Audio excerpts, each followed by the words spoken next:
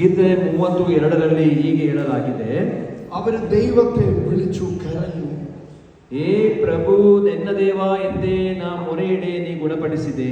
ഞങ്ങളെ അങ്ങ് സൗഖ്യമാക്കണമേ. ನಮ್ಮನ್ನು ನೀವು സൗഖ്യಪಡಿಸಿರಿ. ഹല്ലേലൂയ. ഹല്ലേലൂയ. രോഗികളായിരിക്കുന്നവരുടെ കരച്ചിലാണ് ദൈവത്തോട് ചോദിക്കുന്നത്, കർത്താവേ വേദന എനിക്ക് സഹിക്കാൻ പറ്റുന്നില്ല, എന്നെ സൗഖ്യമാക്കണം. ರೋಗಿಗಳ ಕಣ್ಣೀರಿನ ಕೂಗು ಆಗಿದೆ, ನಮ್ಮನ್ನು ಸೌಖ್ಯಪಡಿಸುವಂಥದ್ದು. ನನಗೆ ವೇದನೆ ಸಹಿಸಲಿಕ್ಕೆ ಆಗ್ತಾ ಇಲ್ಲ ಯೇಸುವೆ, ನನ್ನನ್ನು ಸೌಖ್ಯಪಡಿಸಿ ಎಂದು. ദൈവം മുഴുവനും കരുണയുള്ളവനാണ്. ದೇವರು ನಿಮ್ಮ ಮೇಲೆ ಕರುಣೆಯುಳ್ಳವರಾಗಿದ್ದಾರೆ. അവൻ കരുണയുള്ളവനാണ്. ದೇವರು ಕರುಣೆಯುಳ್ಳವರಾಗಿದ್ದಾರೆ. ആ കരുണ നമ്മുടെ ജീവിതത്തിലേക്ക് കടന്നു വരും.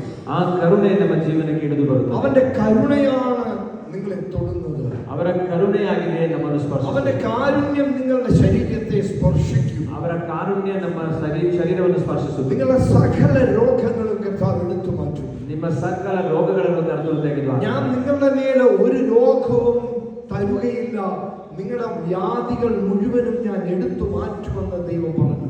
ನಾನು ನಿಮಗೆ ರೋಗವನ್ನು ಕೊಡುವುದಿಲ್ಲ, ನಿಮ್ಮ ಎಲ್ಲ ವ್ಯಾಧಿಗಳನ್ನ ನಾನು ತೆಗೆದು ಹಾಕುತ್ತೇನೆ ಎಂದು ಕರ್ತನು ಹೇಳಿದರು. നിനക്ക് ആരോഗ്യവും നല്ല രോഗസൗഖ്യവും ഞാൻ തരുമെന്ന് ദൈവം പറഞ്ഞു. ನಿನಗೆ ಆರೋಗ್ಯವನ್ನು ಒಳ್ಳೆ ರೋಗ ಸೌಖ್ಯವನ್ನು ನಾನು ಕೊಡುತ್ತೇನೆ ಎಂದು ಕರ್ತನು ಹೇಳುತ್ತಾರೆ. ദൈവത്തിന്റെ രോഗത്തെ സൗഖ്യമാക്കുന്ന ചില ദൈവദൂതന്മാരെ നമ്മുടെ ഇടയിലേക്ക് ദൈവം അയക്കും. ನಮ್ಮ ರೋಗಗಳನ್ನು ಗುಣಪಡಿಸುವುದಕ್ಕಾಗಿ ದೇವರ ಕೆಲವು ದೂತರನ್ನು ನಮಗೆ ಕಳುಹಿಸುತ್ತಾರೆ. രോഗ സൗഖ്യം നൽകുന്ന മറ്റൊരു ദൂതന്റെ പേരാണ് റാഫേൽ.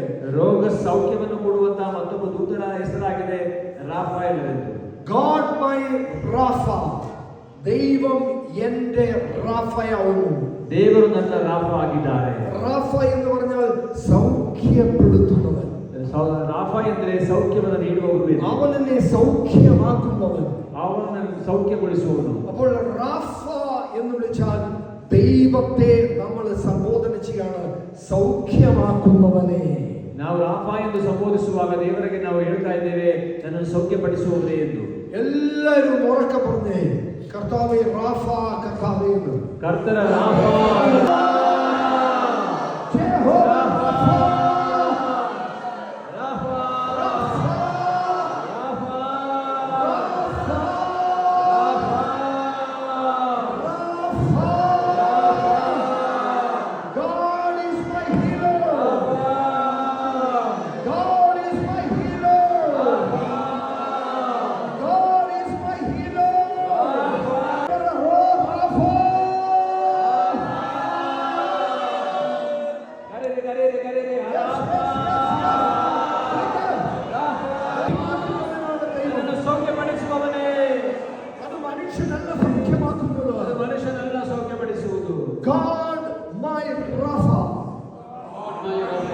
ദൈവം എന്റെ റാഫയാകുന്നു. ദൈവം എന്നെ സൗഖ്യപ്പെടുത്തുന്നവരാകുന്നു. God is my healer. God is my healer. God is my healer. God is my healer. Jehovah Rapha. See, പഴയ നിയമത്തിൽ ആൾക്കാർ വിളിക്കുന്നത് ജഹോവ, ദൈവത്തെ വിളിക്കുന്നത് ജഹോവ. ಹಳೆಯ ಒಡಂಬಡಿಕೆಯಲ್ಲಿ ಯೆಹೋವ ಎಂದು ಕರೀತಾರೆ. അതെല്ലാരും തെറ്റിദ്ധരിച്ചു. യഹോവ സാക്ഷികളുണ്ട്.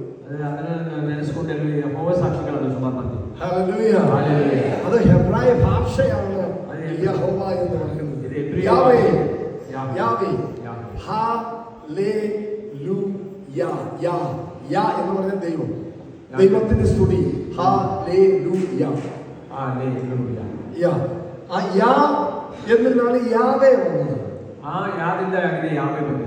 യാവയിൽ നിന്നാണ് യഹോവ വന്നത്.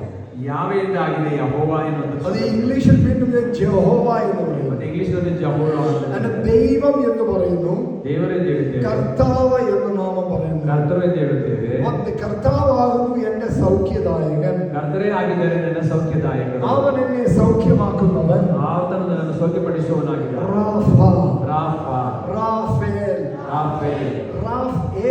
റാഫയുടെ സൗഖ്യമാണ്, ദൈവത്തിന്റെ സൗഖ്യമാക്കുന്ന ദൂതൻ എന്നാണ് അർത്ഥം. റാഫേൽ, ರಾಫೇಲ್ ಎಂದರೆ ದೇವರಿಂದ ಸೌಖ್ಯವನ್ನು ಕೊಡುವವರಾಗಿದ್ದಾರೆ. എൽ എന്ന് പറഞ്ഞാൽ ദൈവം. എൽ ഷഡായ്, എൽ ഷഡായ് സർവശക്തനായ ദൈവം. സർവശക്തനായ എൽ എലോഹിം എന്ന് കേട്ടിട്ടില്ലേ? എലോഹിം. അപ്പൊ അത് ദൈവത്തിന്റെ നാമങ്ങളാണ്.